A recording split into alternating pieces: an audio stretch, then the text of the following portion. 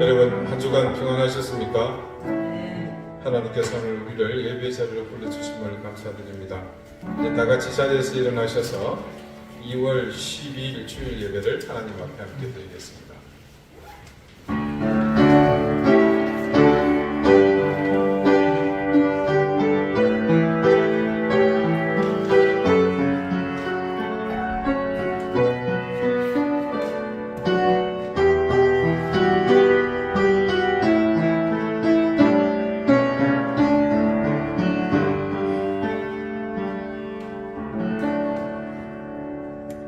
그러므로 형제들아, 우리가 예수의 피를 힘입어 성소에 들어갈 담력을 얻었나니 우리가 마음의 뿌림을 받아 악한 양심으로부터 벗어나고 몸은 맑은 물로 씻음을 받았으니 참 마음과 온전한 믿음으로 하나님께 나아가자.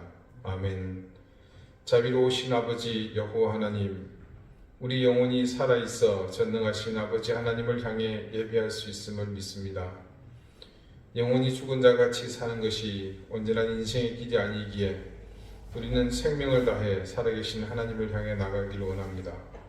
세속의 얽매인 우리의 모습은 영혼이 죽은 악한 죄의 자녀임을 깨닫고 이 시간 우리의 더럽혀진 모든 삶을 털어내고 생명의 주께 온전히 엎드리기 원합니다.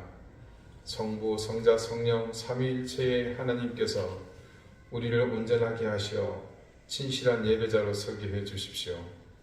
우리의 입술을 거룩하게 해 주십시오. 우리의 모든 감각이 하나님을 향해 열려주게 해 주십시오. 그리하여 참된 제사로 하나님 앞에 저희가 나가게 해 주십시오. 예수 그리스도 이름으로 기원합니다. 아멘. 2장 함께 찬송하겠습니다.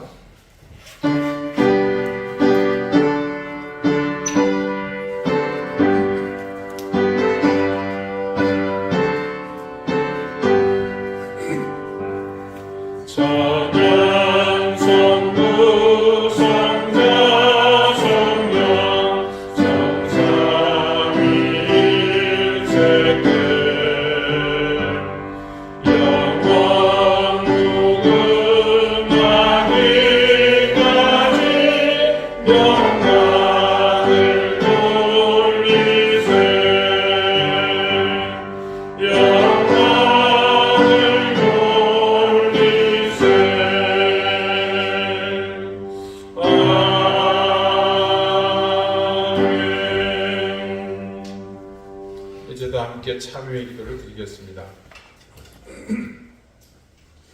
하나님, 이 시간 우리의 모든 죄와 허물을 인자하신 하나님 앞에 고하며 사죄 은총을 구합니다. 아버지, 우리의 죄와 허물을 용서해 주십시오. 본질상 진노의 자녀이며 그 결과는 죄의 권세 아래서 영원히 죽을 수밖에 없는 인생이 우리 자신이라는 사실을 깨닫지 못하고 살았습니다. 우리 인생이 영원할 것처럼 그 허망한 기대에 의지하여 살았습니다. 인간의 한계가 얼마나 미천한 것인지 깨닫지 못하여 세상의 현란함에 우리의 모든 것을 걸고 욕망이 이끄는 대로 질주하며 차지하고 쌓으며 누리는 것을 절대선으로 생각하며 살았습니다. 그렇게 육의 열매를 쫓아서 허망한 시간으로 인생을 허비하며 살았던 삶을 주님 회개하오니 용서해 주십시오. 이 허망함에서 깨어나 진리이신 하나님을 향해 굳건히 일어서게 해 주십시오. 이제는 하나님과 나만이 아는 은밀한 죄를 생각하며 계속해서 침묵 가운데 참회의 기도를 드립니다.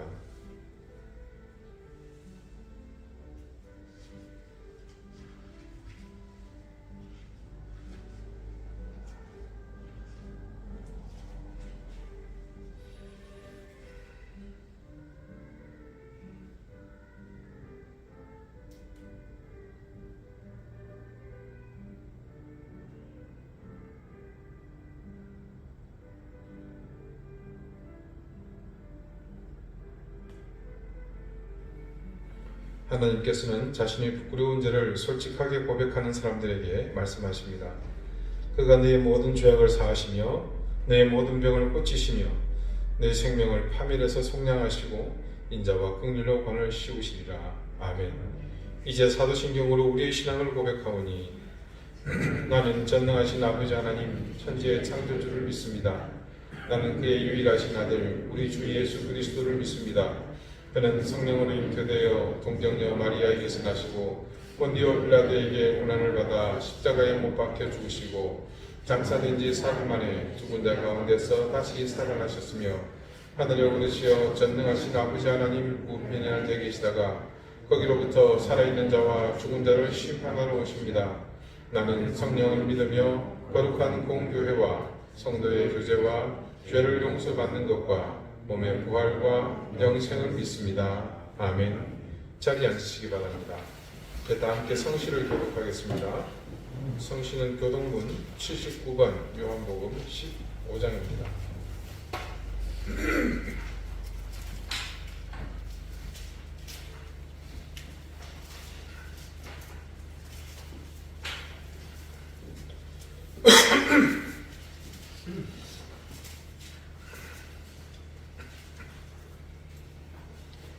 나는 포도나무요 너희는 가지라. 그가 내 안에 내가 그 안에 거하면 사람의 의를 나누겠나니 나를 떠나서는 너희가 아무것도 할 수 없느니라.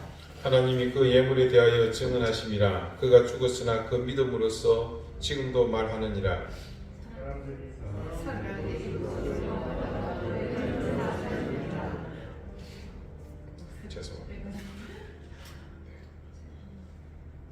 죄송합니다. 밑에 지나가거든요. 믿음으로 아벨은 가인보다 더 나은 제사를 하나님께 드림으로 의로운 자라 하시는 증거를 얻었으니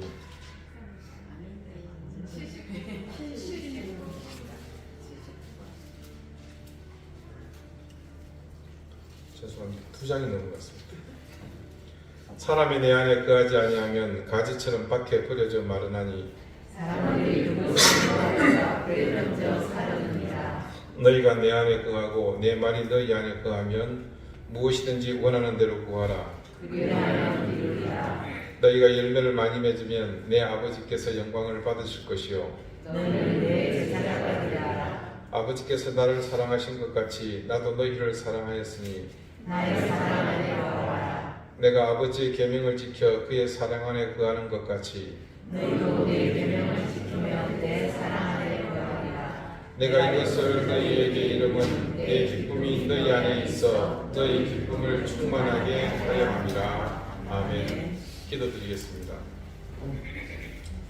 전능하신 하나님, 하나님의 은혜와 사랑을 감사드립니다. 오늘 우리가 이곳에 있다는 사실이 곧 하나님의 전능하심과 그 전능하심으로 우리를 사랑하시고 이끄시고 있다는 증거임을 또한 믿습니다.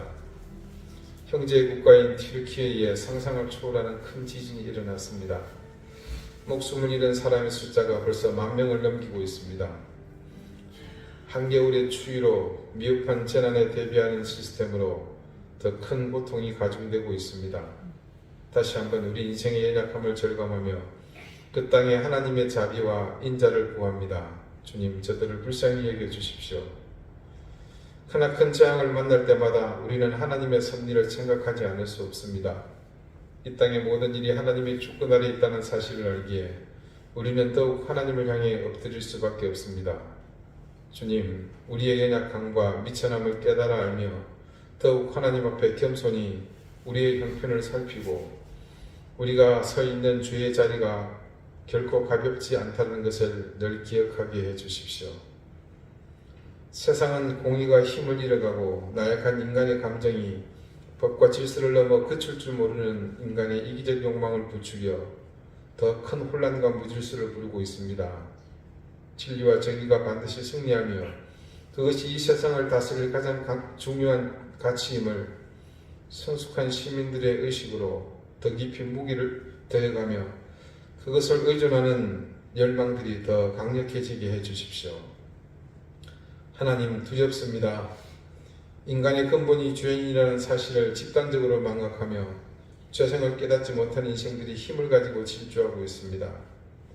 세상이 그 가운데 불의한 자들로 인해 분열되고 있습니다. 우리가 소중히 다뤄야 할 가치보다 추악한 자기 욕망이 기준이 되어 그 욕망으로 편을 가르고 분당을 짓고 있습니다. 아버지여, 이 악한 일을 도모하며 지금껏 자신들의 영달을 누린 자들이 반드시 세상에서 심판받게 하시고 뼈를 깎고 살을 도려내는 고통 속에서 그 대가를 정직히 치르게 해주십시오. 무엇보다 하나님을 대적한 일을 가벼이 여기는 일들, 그리고 신앙보다 신념을 앞세워 말씀이 부정하는 것을 거부하고 명령하는 것을 거역하는 세력들을 하나님 열해 주십시오. 이 혼돈과 악이 성한 현장에서 우리가 지키고 세워야 할 것들을 반드시 수호하게 해 주십시오. 우리가 교회라는 사실을 기억하며 이 시대 속에서 그리고 이 모든 혼돈과 무질서 속에서 교회로 살아가게 해 주십시오. 이겨나갈 힘과 용기를 주시고 무엇보다 하나님을 의지하는 믿음 위에 은혜를 더해 주시기를 빕니다. 사랑하는 우리 교우들을 지켜주십시오. 특히나 어린 생명들이 강건하게 해주시고 지혜와 총명을 더해 주시기를 구합니다. 하나님이 주신 은총을 우리 자녀들의 지경 안에서 풍성히 누리게 해주십시오.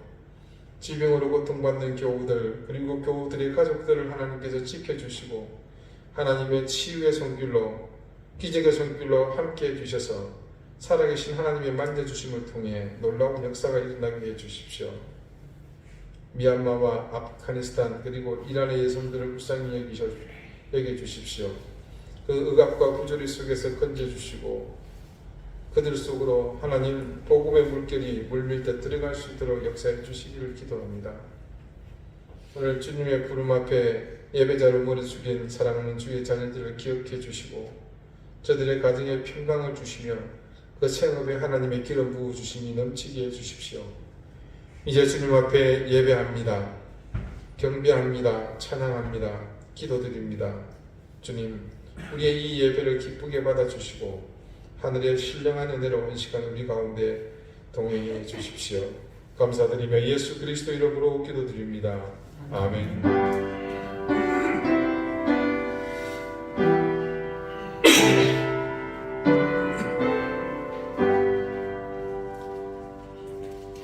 (19장) 함께 찬송하겠습니다.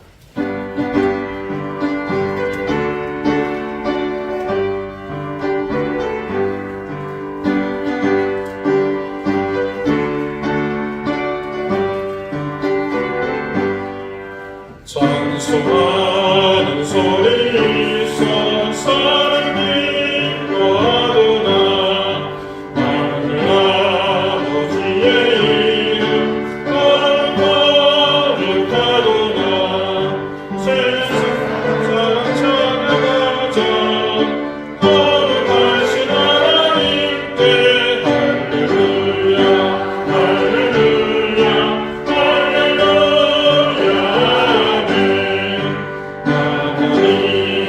나라 권세 영원토록 있도다 하나님의 영광 나라 거룩하도다 하늘보다 계신 주님 세상 불가하시도다 할렐루야 할렐루야 할렐루야 아멘 하나님의 크신 섭리 그 뜻대로 되도다 우리 아버지의 뜻은 거룩하도다 주여서 임하셔서 기쁜 날 주옵소서 할렐루야 할렐루야 할렐루야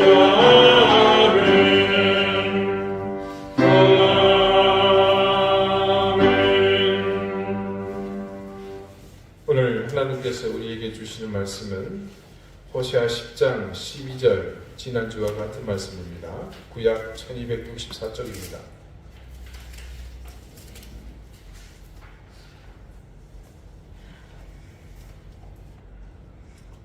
호세아 10장 12절 말씀을 제가 읽겠습니다. 이제 다 같이 자리에서 일어나 하나님의 말씀을 경청하십시오. 너희가 자기를 위하여 공의를 심고 인애를 거두라. 너희 묵은 땅을 기경하라. 지금이 곧 여호와를 찾을 때니 마침내 여호와께서 오사 공의를 비처럼 너희에게 내리시리라. 아멘. 자리에 앉으시기 바랍니다. 하나님께서 이 말씀으로 우리에게 은혜 주시기를 원합니다. 지난 1월 30일에 베트남 축구 국가대표팀을 맡고 있던 박항서 감독이 국가대표 감독직을 사임했습니다. 박항서 감독은 지금 동남아시아 축구계에서 어쩌면 아시아 전체에서 가장 큰 관심을 끌고 있는 인물입니다. 그의 행동 하나, 결정 하나에 인근의 모든 나라가 숨죽이며 지켜보고 있는 그런 상황입니다. 그런 그분의 사임을 두고서 베트남의 축구계는 강력히 만류하면서 붙잡았지만 그분은 그 자리에서 스스로 물러났습니다.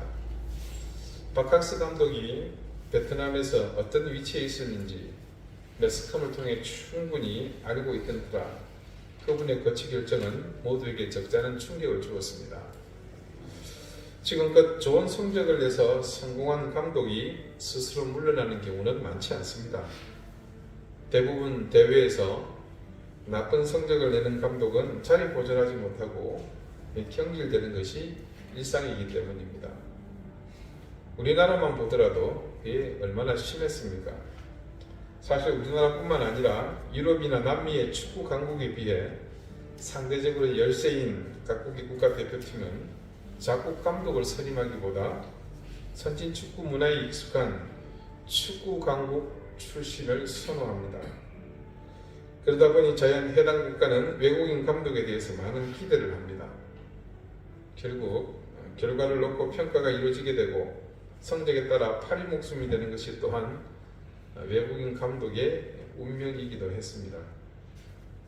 박항서 감독은 어쩌면 마지막 선택지로 가게 된 월남에서, 월남이라고 말씀드리는 것은 좀 이유가 있습니다. 그 나라 축구 역사상 유례가 없는 대성공을 거두게 되고 그분은 일약 국민 영웅으로 떠오르게 되었습니다. 그런데 그는 그런 화려한 자리를 사임하고 물러났습니다. 그분의 선택에 대해 많은 전문가는 이구동성으로 현명한 선택이라고 합니다. 떠날 때를 잘 판단했다고 생각하기 때문입니다. 아무리 축구 발전이 일시에 눈부시게 일어났다고 해도 한계가 있는 법입니다. 우리나라 보십시오. 2002년에 월드컵 4강이라는 세계 축구 역사에 전례가 없는 대기록을 내는 사실 기적에 가까운 일이 일어났지만 그 이후 우리나라 축구가 세계 무대에서 그만한 성적을 계속 유지했습니까? 지속적인 투자, 그에 따른 시간이 필요합니다. 그래야 발전이 이어지는 법입니다. 베트남도 마찬가지입니다. 박 감독이 지금은 어느 정도 성과를 냈지만 이제 후로는 오랜 시간 그 성과가 실력으로 정착되기까지 과정이 필요합니다. 2002년 한국 축구 역사상 대기록을 달성한 히딩크 감독은 미련 없이 한국 축구와 작별을 그때 보냈습니다. 이런 사실을 잘 아는 히딩크 감독은 그때가 자신이 머물 때가 아니라 떠날 때임을 잘 알았기 때문입니다. 박 감독은 그 당시 국가대표팀 코치로 그런 히딩크 감독의 수족으로 일했던 사람입니다. 곁에서 그 일을 직접 보고 경험한 박 감독이 그런 선택을 한 것은 어쩌면 당연한 일입니다. 그래서 박항서 감독이 지금은 당장 영웅 대접을 받고 성공한 사람으로 누릴 수 있는 것이 많다고 하더라도 그것을 뿌리치고 떠난 것을 모두가 잘한 선택이라고들 합니다. 그분은 때를 알았기 때문에 이런 지혜로운 선택을 하게 된 겁니다. 때, 시간을 의미하는 이 때를 영어식 표현으로 달리 말하자면 타이밍입니다. 삶에서 타이밍을 놓치지 않는 것이 참 중요하죠. 사람들이 뭔가를 선택하고 반대로 포기해야 하는 타이밍을 잘 분별하지 못해서 낭패를 당하지 않습니까? 우리는 사시와 연한을 구분하는 능력이 있습니다. 아침에 해가 뜨면 하루가 시작됐구나. 해가 지면 하루가 마친다는 사실을 잘 압니다. 지금은 추위가 맹위를 떨치고 있는 겨울이지만 우리는 누구 한 사람도 이 추위가 영원히 지속된다고 믿는 사람은 없습니다. 겨울이 가고 반드시 봄이 온다는 사실을 알기 때문이죠. 이렇게 천지와 인한을 분별할 줄 아는 사람이면서 정작 중요한 때를 구분하지 못하는 것은 뭐 때문일까요?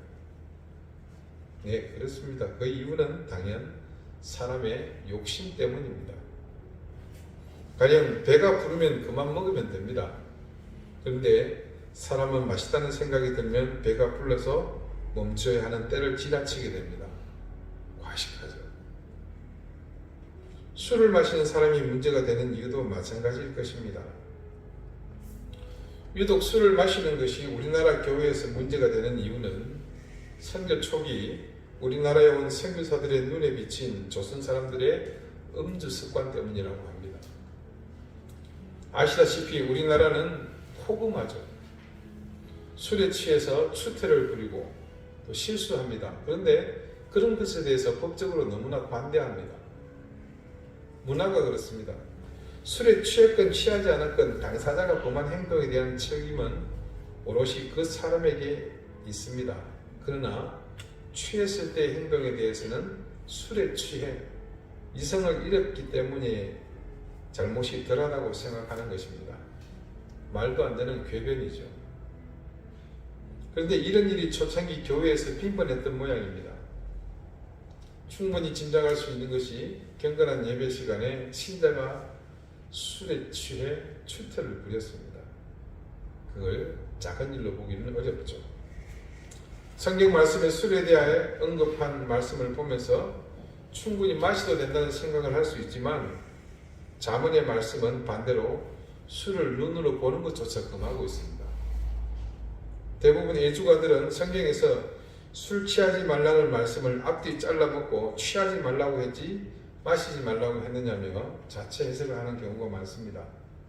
그런가 하면 예수님이 가나의 혼인잔치에서 물로 포도주를 만드신 기적, 쓸데없는 말 하셔가지고 또 포도주를 마신 것에 대해서 음주에 성경적 근거를 두고 있으나 그것 또한 포도주에 대한 인식이 잘못된 데 기인한 것일 뿐 우리가 아는 마시고 취하고 즐기는 술에 대해서는 사실 성경은 엄격합니다. 우리가 짓는 죄가 사실 셀 수 없이 많지 않습니까? 드러나지 않는 죄에 대해서는 문제를 삼지 않지만 술에 취한 것은 워낙에 시각적으로 뚜렷하기 때문에 쉽게 회자되고 그래서 더 관심을 많이 받는 것이 아니었나 그렇게 생각해 봅니다. 우리가 솔직히 술 마시는 것보다 비교도 안 될 만큼 더 크고 중요한 일을 얼마나 많이 범하면서 삽니까? 아무튼 이렇게 개화기 교회에서 술 때문에 곤혹스러운 일이 많았던 교회는 전통적으로 술을 마시는 것을 금하는 것으로 문화가 자리 잡게 된 것입니다. 이 역시 이유가 뭡니까? 적절히 마시고 끝에 할 때를 분별하지 못해서 생긴 일입니다.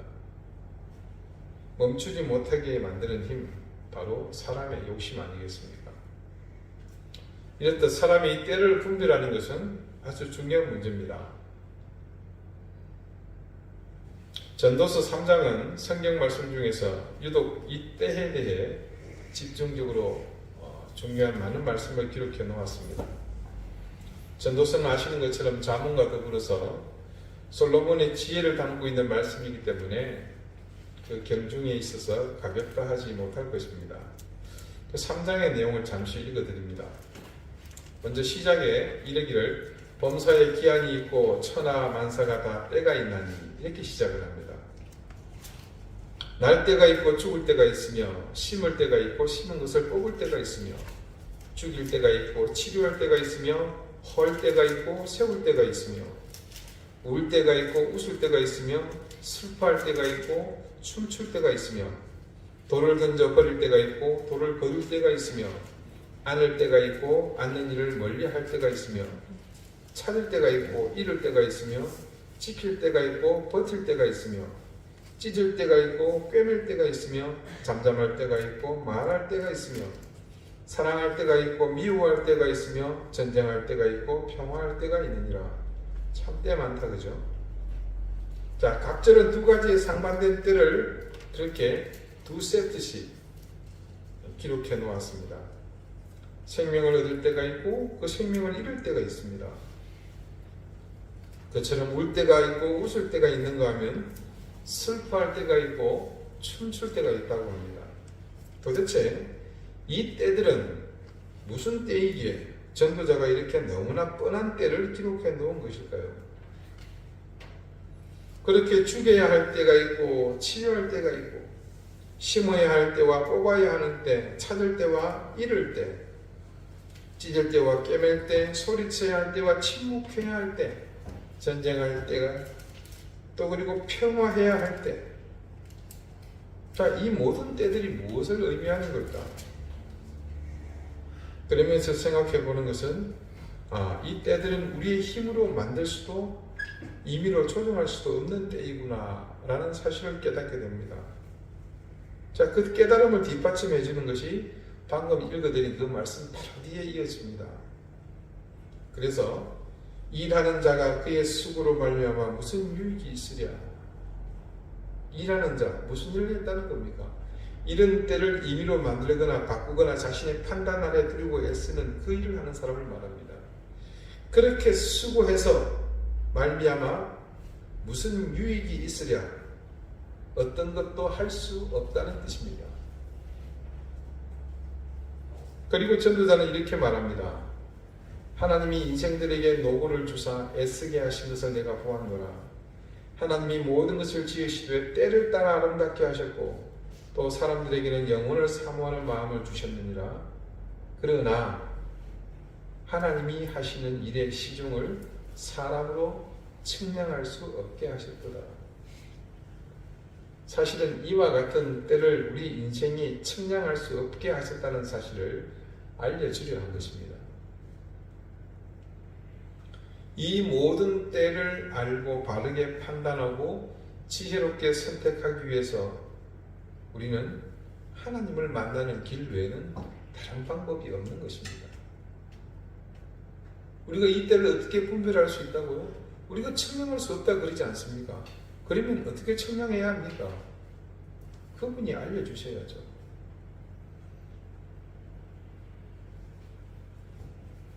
이스라엘이 이제 백척간두에 선 운명이 되었는데 그것도 세상의 힘에 의해서 그런 것이 아니라 천지를 만드신 하나님 그리고 당신께서 만드신 그 세상을 직접 다스리시는 그 전능하신 여호와 하나님께서 그렇게 만드신 순간에 그들이 지금 서 있습니다.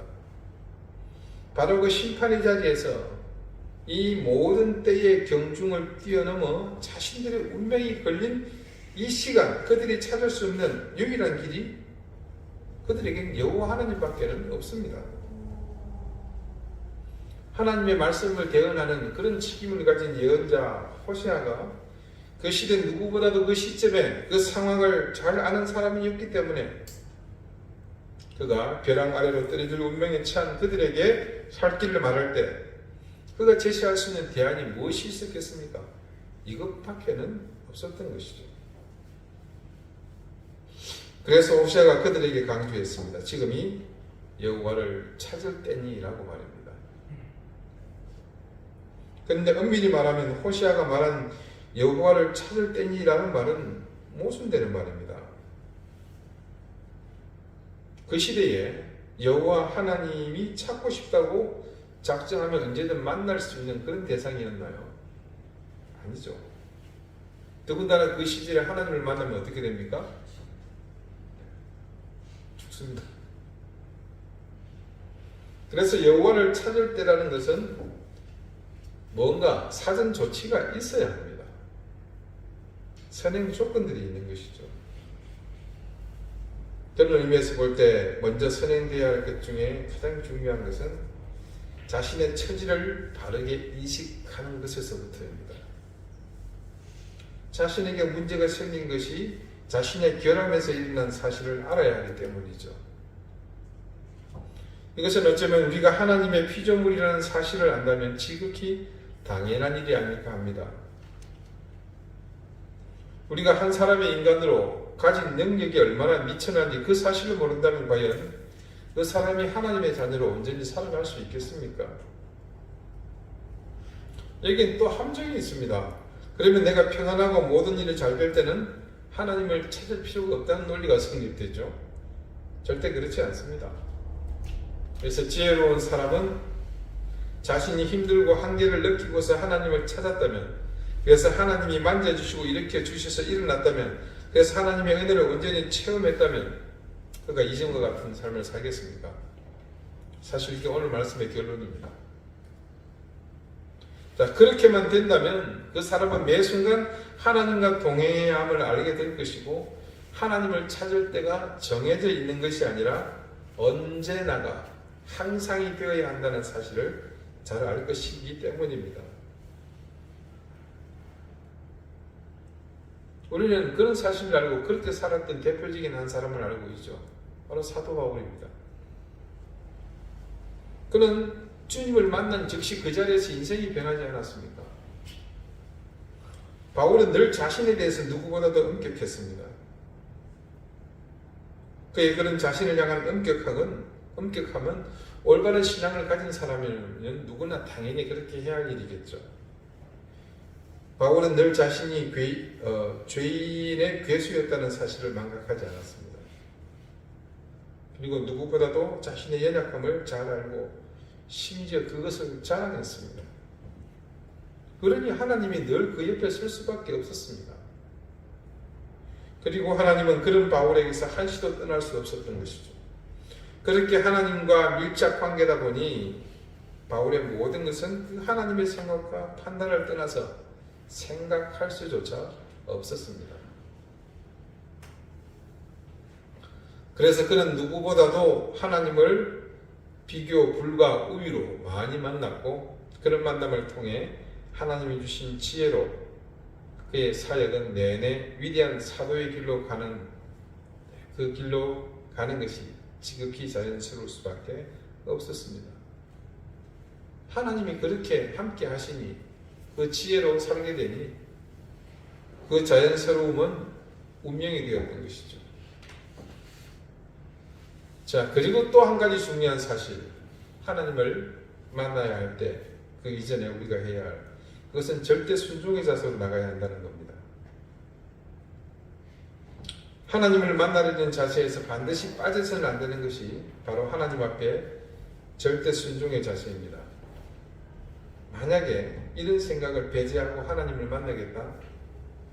그건 어떤 의미겠습니까? 다른 말로 내가 하고 싶은 일에 하나님을 동원시키는, 이용하려는 것밖에 되지 않습니다. 그런 경우라면 그 사람은 아예 하나님을 만나지 않는 것이 더 낫습니다. 괜히 만나야 허세만 늘 뿐 그 인생이 의료길을 설 수나 있겠습니까? 오히려 더 타락해서 더 깊은 죄의 수렁으로 빠질 것이 분명합니다. 오늘 말씀의 제목을 본 사람은 한 번쯤 이런 생각을 할 수 있습니다. 여호와를 찾을 때니 죽으라고 찾아봐야 만날 수도 없는데 무슨 헛소리냐, 이렇게 생각하실 분이 분명히 있습니다. 이런 마음으로 여호와 하나님을 찾는다고 생각해 보십시오. 여러분이 하나님이라고 처지를 바꿔 생각해 보시면 만나고 싶겠습니까? 그런 의미에서 볼 때 호시아가 이스라엘 백성에게 지금이 여호와를 찾을 때라고 말하는 것은 공연불에 가까울 수 있습니다. 그런데 말씀을 보면 그것이 공연불이 아님을 알 수 있습니다. 오늘 본문의 말씀 전반부를 봅시다. 같이 읽어볼까요? 너희가 자기를 위하여 공의를 싣고 인애를 거두라. 거기까지. 너희가 너희를 위해서 공의를 심고 인애를 거두라, 이렇게 기록되어 있단 말입니다. 이는 뭔가 변화를 요구하는, 태도의 변화를 요구하는 그런 말씀으로 보입니다. 그리고 그것에 대해서 그 다음 뭐라고 되어 있습니까? 지난주의 말씀 제목, 너희의 묵은 땅을 기경하라고 하죠. 호시아의 주장을 본문 말씀 속에서 보니 무조건 지금 당장 여호와를 찾을 때라고 말하지 않습니다. 조건이 있었죠. 공의를 심고 인애를 거두라는. 근데 이 의미가 좀 그렇죠. 문장의 구조상 A를 심고 B라는 열매를 추수하라는 뜻이잖아요. 여기서 심을 것은 공이고 공인을 심어서 뭘 거둡니까? 인해를 거둔단 말입니다. 콩 심은데 콩 나고 팥 심은데 팥 나는 법에 따르면 공인을 심으면 뭐가 나야 됩니까? 공이가 나와야 되는데 대신 인해가 납니다. 인해라는 것은 헤세드, 긍휼히 여기는 마음, 불쌍히 여기는 그런 마음을 뜻하는 건데 공의의 열매가 그것이라면 이것은 좀 이해가 필요하죠. 공의라는 것은 크게 확대해 보면 뭡니까? 하나님의 뜻입니다. 그분이 요구하는 바죠. 그분의 길입니다. 그렇게 보면 지금 호세아가 그들에게 공의를 심으라는 것은 지금까지 다른 거 심었던 거 다 멈추고 이걸 심으라는 것. 지금까지 가던 길을 멈추고 하나님의 뜻을 따라서 살아라는 그런 의미죠. 이스라엘이 지금 바알과 아스다롯을 섬기며 우상의 재물을 탐하던 삶을 멈추고 이제 다시 여호와 하나님만을 섬기며 율법을 지키는 삶으로 돌아가는 것을 말합니다. 이와 같은 삶을 시작했을 때 무엇을 기대하겠습니까? 그렇습니다. 그들 이스라엘 민족을 멸하시겠다는 계획을 돌이켜 그분이 이스라엘을 불쌍히 여기셔서 그들을 벌하지 않도록 한다는 말입니다. 지금 화가 나서 당장 때려 죽이고 싶은데 하는 짓을 보니까 어떻습니까? 불쌍히 여겨지는 겁니다. 그러니까 공의를 심어서 인해를 거둔다는 말이 이해가 되죠. 그런 마음가짐으로 기존에 굳어졌던 그들의 삶의 터전을 갈아엎었을 때, 묵은 땅을 기경할 때, 그렇게 준비가 되었을 때가 언제라는 겁니까? 여호와를 찾을 때라는, 만날 만한 때라는 것이 본문 말씀이 가진 의미입니다. 자, 다시 본문의 말씀을 봅시다. 이 사실을 알고 보니까 오늘 말씀이 더 정확하게 이해가 됩니다. 자, 그리고 후반부에 하나님께서 무엇을 또 약속해 주시는지를 알 수 있게 됩니다. 너희가 자기를 위하여 공의를 심고 인해를 거두라. 너희 묵은 땅을 기경하라. 지금이 곧 여호와를 찾을 때니 그 다음에요. 마침내 여호와께서 오사 공의를 비처럼 너희에게 내리시리라. 이스라엘이 공의를 심고 인해를 거두기 위해 자신들의 묵은 땅을 기경할 때 하나님은 그렇게 겸비하여 자신을 찾는 이스라엘에게 오실 것이고 그때 하나님은 빈손으로 오시는 게 아니라 그러죠. 그들이 하나님을 온전히 만날 수 있도록 그들에게 뭘 하시겠다는 겁니까? 공의를 비처럼 내리시죠. 우산을 쓰면 안 되겠죠. 쫓기 맞았을 때 그 비로 인해 그들이 공의로워지는 겁니다. 호시아의 이 예언은 결과적으로 지켜지지 않았습니다. 이유는 간단하죠. 하나님 약속의 전제 조건인 공의를 심고 인해를 거두는 일을 이스라엘이 결국 하지 않았기 때문입니다. 그런데 이 하나님의 약속은 분명하게 지켜졌습니다. 대신 이스라엘이 아닌 다른 곳에서 말입니다. 그 다른 곳이 바로 인류 전체이고 그 증거가 바로 우리입니다. 더 정확히 얘기하면 하나님은 이 약속을 우리가 지킬 수 있도록 스스로 약속이 되어 주신 거죠. 우리에게 공의를 비처럼 내리기 위해 우리가 공의를 심고 인해를 거둘 수 있도록 하나님은 우리의 묵은 땅을 직접 오셔서 갈아엎어 주셨습니다. 그것이 바로 케노시스, 자기 비하를 통해서 우리에게 인카네이션, 성육신이 되신, 즉 우리와 같은 모습으로 오셔서 우리를 위해 십자가에 달려 죽으신 그 사건입니다. 우리는 근본의 죄를 안고 태어난 유한한 존재이기에 스스로 공의를 심고 인해를 거둘 수 있는 능력에는 한계가 있습니다. 그런 한계는 우리의 힘으로 자신의 묵은 땅을 기경할 수 없는 그 능력의 한계로 이어진다는 사실을 잘 아셨기 때문에 하나님께서 직접 그 일을 하시기 위해 우리 가운데 오셨던 겁니다. 우리에게 오신 그분은 그렇게 우리의 공의가 되어주셨고, 그래서 이 땅의 모든 죄인을 위한 공의의 제물이 되셔서 모든 인생의 영혼에 하나님의 인애를 열매로 주셨습니다.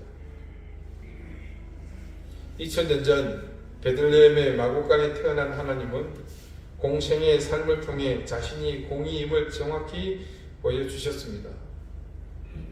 공의이신 하나님은 이후 인간의 공의 없음에 스스로 공의로 제물이 되어 십자가에 달려 죽으심으로 모든 인류를 위한 공의의 씨가 되어 이 땅에 심어지셨습니다.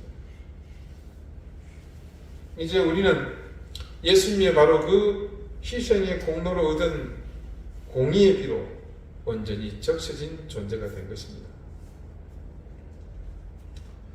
십자가에서 주님이 흘리신 그 보혈이 곧 우리를 공의로 적시는 피가 된 것입니다. 이는 다른 말로 우리가 새롭게 기억된 인생이 되었다는 뜻이며 그것은 이제 우리가 언제든 하나님을 찾을 수 있게 되었고 하나님은 이 과정을 통해 우리를 하시라도 만나 주시게 되었다는 겁니다. 그래서 이제 우리는 여호와를 찾을 때니라는 이 호시아의 예언의 선포가 때와 기한을 정하는 선포였다면 우리는 모든 경계가 사라진 온전한 은혜의 때에 이르게 되었다. 이렇게 평가할 수 있는 것이죠. 굉장히 좋은 시대에 살고 있습니다. 제가 어린 시절 자랐던 동네에서 우리 집이 처음으로 전화를 개통했습니다. 그게 1978년으로 기억을 하니까 대단한 일이죠. 그 당시 전화는 공전식이었습니다. 수화기를 들면 교환이 바로 네 하고 응답하고 원하는 전화번호를 말하면 연결이 되는 겁니다. 당시 교환원은 어지간한 관공서, 식당 혹은 그때는 다방이 많았습니다. 그런 또 가게 이름만 대면 그 전화번호를 모두 암기하고 있어서 바로 연결될 그런 정도였습니다.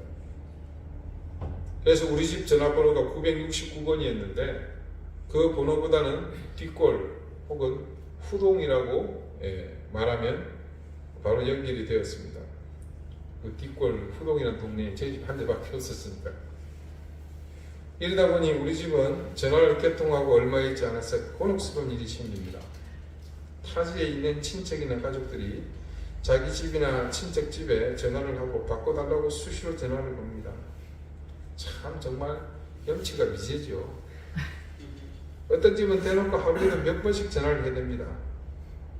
다른 집에 전화기가 개통되기 전까지 저는 하루에도 또 그것도 오밤중에도 무서워서 가지 못하는 길을 전화 심부름을 해야 했습니다. 네, 여러분 그 당시에 시외전화 기억하십니까 혹시? 먼저 수화기를 들고 교환이 대답하면 시외전화예요. 그러면 교환원은 어느 지역에 몇 번이냐고 묻습니다. 네, 그러면 부산 83국에 8838이요. 제 이모집 전화번호. 네, 기억이 나더라고요. 이게. 그러면 교환은 기다리세요 라고 대답하고는 전화기를 끊고 기다리면 벨이 울립니다. 그때 울린 분은 따르르 아니고 땡땡 땡땡. 그리고 벨이 울려서 전화를 들면 연결되었다고 통화하라고 하죠. 그나마 이건 전화기 있는 집의 일이고 그때 시골에서는 장에 나가서 우체국이나 가야 겨우 시외 전화를 할 수 있었습니다.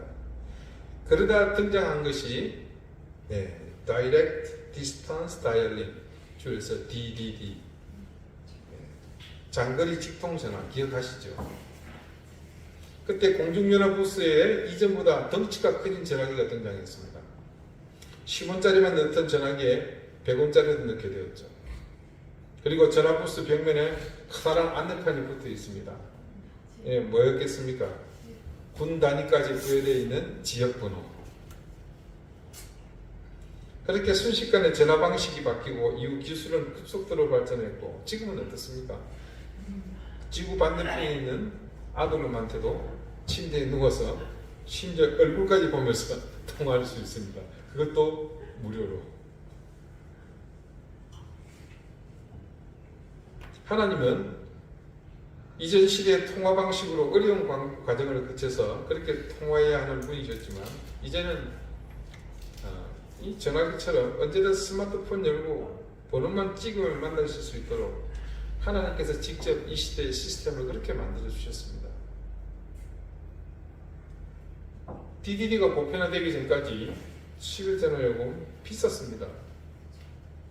제가 진주로 고등학교 유학을 가서 집으로 전화하려면 전화국 앞에 있는 DDD 부스에서 100원짜리 동전 한 주먹 들고는 뚝뚝뚝 때리는 넣어가면서 2분 3분 통화하면 예, 돈 붙여 주셔야 됩니다. 다음 주 가겠습니다.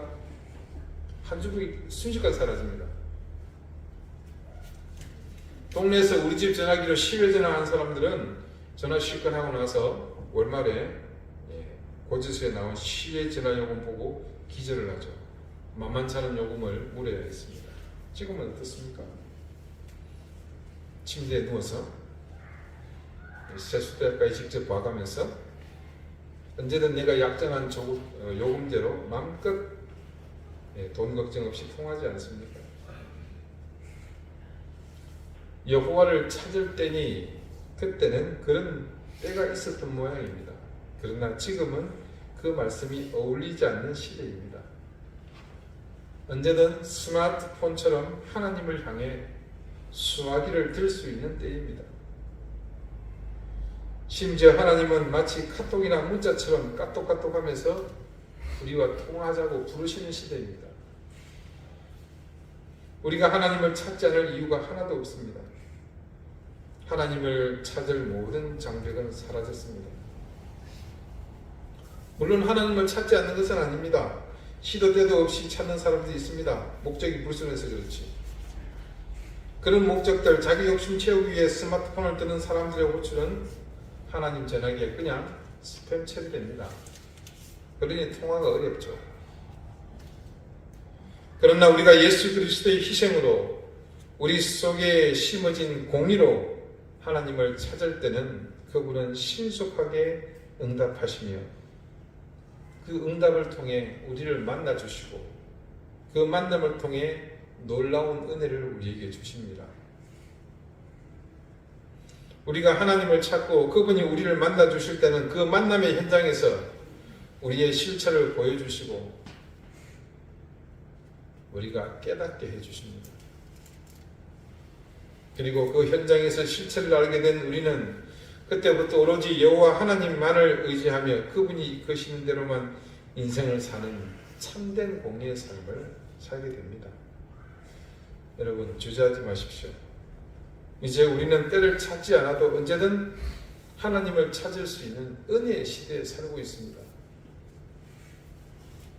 그러므로 하나님을 찾고 그분이 만나주시는 이 기회를 여러분 누리시며 사시기 바랍니다.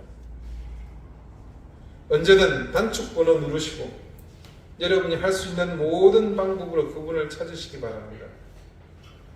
그때마다 하나님은 여러분의 부름에 더 다양한 방법으로 여러분을 만나주실 것입니다. 기도드리시겠습니다. 공의를 지키고 인애를 거두야만 하나님을 만날 수 있던 시대를 지나고 이제 우리를 위해 거룩한 피를 흘려주신 주님의 은혜로 우리에게 언제든 하나님을 찾을 기회를 주셔서 감사합니다. 우리가 하나님을 언제든 찾을 기회가 있음을 귀하게 여기고 그 은혜 앞에 주저하지 않게 해주십시오. 우리에게 익숙한 스마트폰처럼 늘 하나님을 향해 버튼을 누르게 하시고 하나님의 음성 듣기를 주저하지 않게 해주십시오. 내 욕심으로 허황한 욕망으로 하나님을 찾지 않게 하시고 오직 진실함과 겸손함으로 하나님을 찾게 해주시고 그 만남을 통해 우리를 바로 알고 그 순간 우리를 이끄시는 그 손길을 따라 참된 믿음의 삶을 살게 해주십시오. 예수 그리스도 이름으로 기도드립니다. 아멘. 324장 함께 찬송하겠습니다.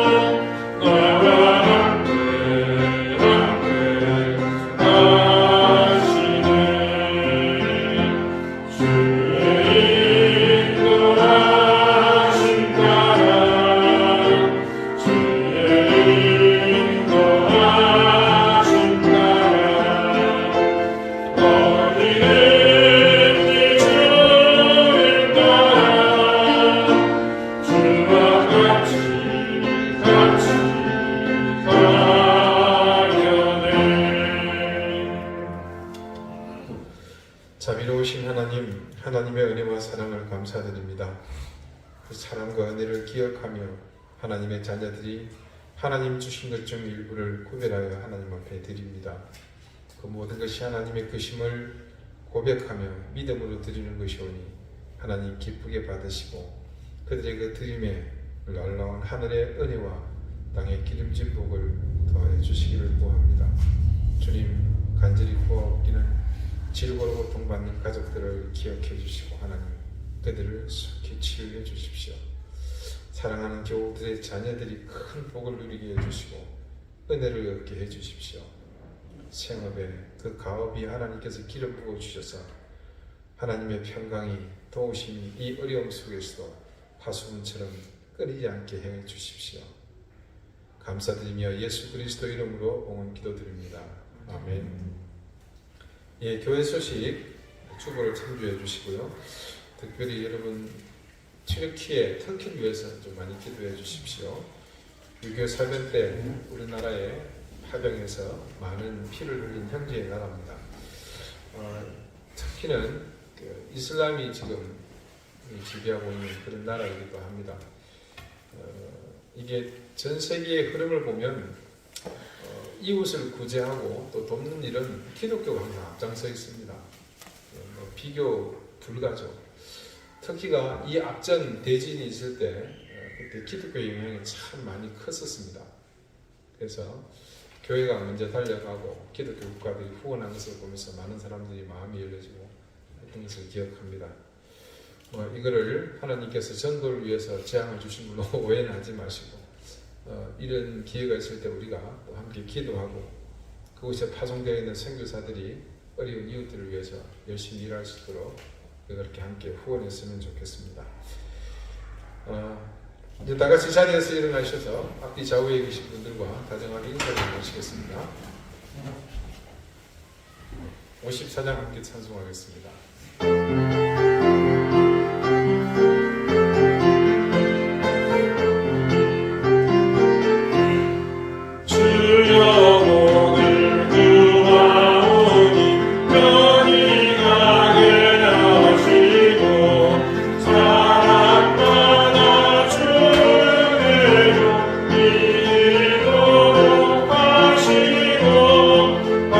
Yeah.